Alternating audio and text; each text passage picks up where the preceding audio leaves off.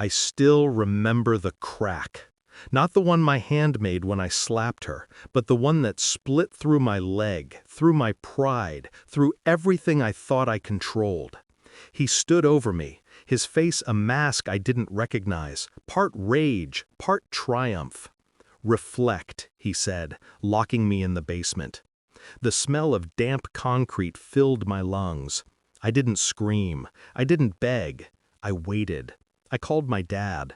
Not for help, not for mercy, for reckoning. "Dad," I said, "don't let a single one of the family survive." The line went quiet, then alive with static and understanding. I smiled through the pain. I had plans now. I remember when I first met him. He had a smile that could bend reality, and I thought I had found my forever. I trusted him with everything, my heart, my secrets, my family. We built a life that sparkled like glass, dinners, trips, whispered promises under dim lights.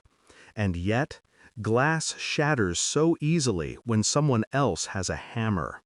I began noticing the cracks slowly. He would disappear on weekends, phones hidden under jackets, laughing a little too loud in private rooms. Little things that might have been nothing, except my gut is not a liar.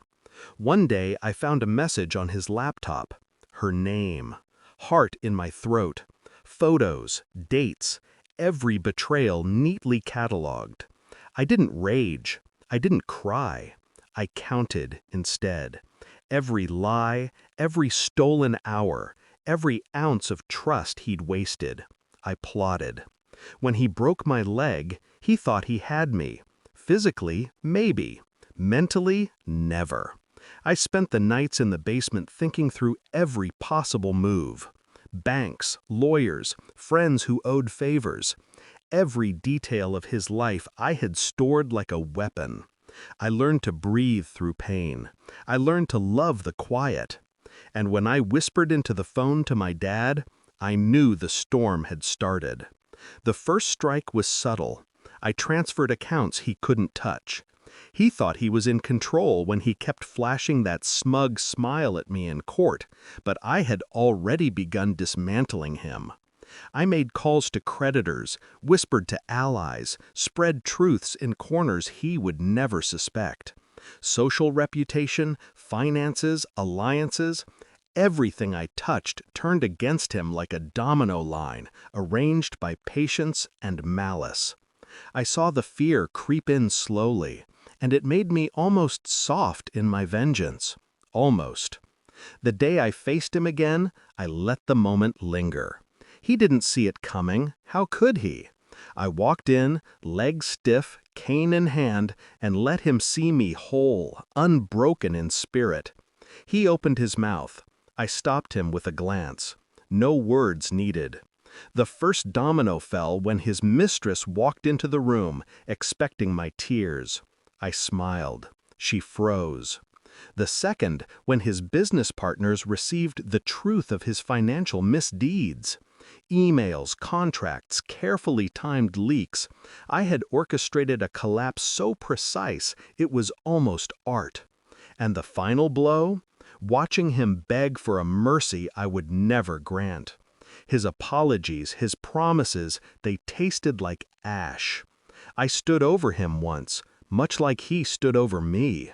The tables turned, and it was poetic. Every step he took to hurt me, I mirrored tenfold, not with fists, but with mind, patience, and the silent weight of inevitability. He realized too late that the woman he broke could not only heal, but strike with surgical precision. The last piece was the quiet. No shouting, no screaming, just him sitting in the ruins of his life, watching as everything he thought was his crumbled. I didn't gloat, there was no need. He understood, and that was enough. I walked away before anyone could witness my satisfaction. The basement no longer held me. The pain in my leg had dulled, replaced by a steady fire. I didn't cry. I didn't smile. I simply exhaled and let it go. Revenge is sweetest not in chaos, but in the inevitability of the fall. And fall he did.